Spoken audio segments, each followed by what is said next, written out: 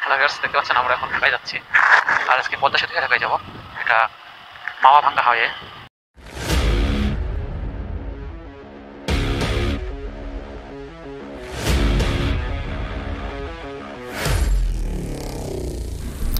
আজকে আমরা ঝিনাইদহ থেকে ঢাকায় যাচ্ছি। আজকে ভাঙা মাওয়া হয়ে ঢাকায় যাব পদ্মা সেতু হয়ে। দেখতে পাচ্ছেন আমরা মাওয়া রোডে চলে এসেছি এক্সপ্রেসওয়েতে। আর আজকে যাওয়ার কারণ হলো ঢাকার থেকে একটা ফোন কিনবো যমুনা ফিউচার পার্ক থেকে। আমরা ভাঙা মাওয়া হাইওয়েতে চলে আসছি এক্সপ্রেসওয়েতে। দেখতে পাচ্ছেন এই যে ভিউটা, খুবই সুন্দর একটা ভিউ, এই জায়গার থেকে খুবই ভালো লাগে। পাশে এটা নদী না দিঘি জানি না, মনে হয় এটা নদী। এটা খুবই সুন্দর লাগে, বাওরও হইতে পারে। আর এই জায়গাটা আমার কাছে খুবই ভালো লাগে। দেখতে পাচ্ছেন এই যে এই বাঞ্চরটা কীভাবে গাড়িটা নিয়ে গেল। একটা গাড়ি যাচ্ছে, তার সাইড দিয়ে আমার পায়ে ভু করে চলে গেল।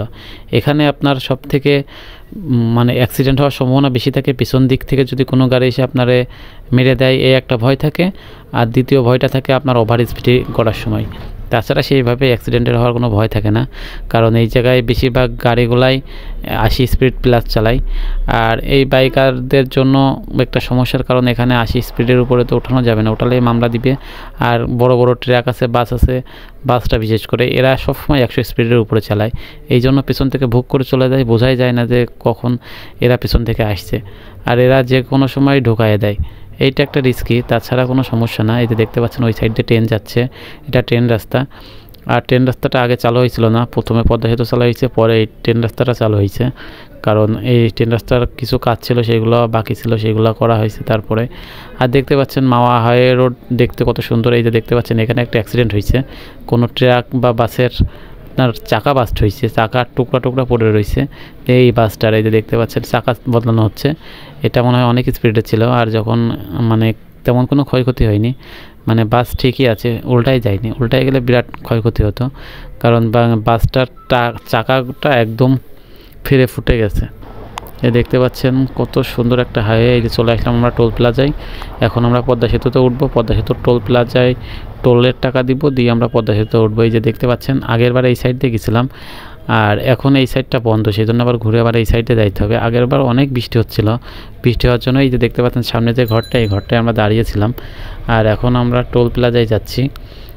গতবার তো অনেক বৃষ্টি হয়েছে, যে বৃষ্টিটা হয়েছিল পুরা যাইতেও বৃষ্টিতে ভিজছে, আসার সময় বৃষ্টিতে ভিজছে, ভিডিওই করতে পারিনি। এই যে এখন আমরা টোলের টাকা দিব। এখানে টোলের টাকা 100 করে দেওয়া লাগবে প্রত্যেকটা বাইক প্রতি। এক একটা গাড়ি প্রতি এক এক রকম টোল এখানে নির্ধারণ করা আছে। বাইকের জন্য 100 টাকা দিয়ে আমরা এই যে এখন পদ্মা সেতুতে উঠবো। আর বাইকের জন্য আগে আলাদা লেন ছিল, কিন্তু এখন আর দেখলাম যে পদ্মা সেতুর উপরে কোনো লেন নাই, কারণ এই যে সাইডে যে ডিভাইডারগুলো দেখছেন, এইটা আগে করা ছিল বাইকের জন্য পদ্মা সেতুর উপরে, কিন্তু এখন আর ওইটা নাই। আর দেখতে পাচ্ছেন পদ্মা সেতুতে উঠতে হলে অনেক দূর যেয়েই উঠতে হবে। আর ওই যে সাইডে দেখতে পাচ্ছেন ওইটা আসার সময় ওই ব্রিজটা দিয়ে নামতে হবে। আর এইটা যে যাওয়ার সময় এই যে দেখতে পাচ্ছেন এর ভিউটা অনেক সুন্দর। আর এই যে দেখতে পাচ্ছেন এখানকার যে পরিচ্ছন্ন কর্মীরা আছে এবং যারা এখানে রক্ষণাবেক্ষণ করে রাখে, তারা দেখতে পাচ্ছেন এই ব্রিজের পরে কাজ করছে।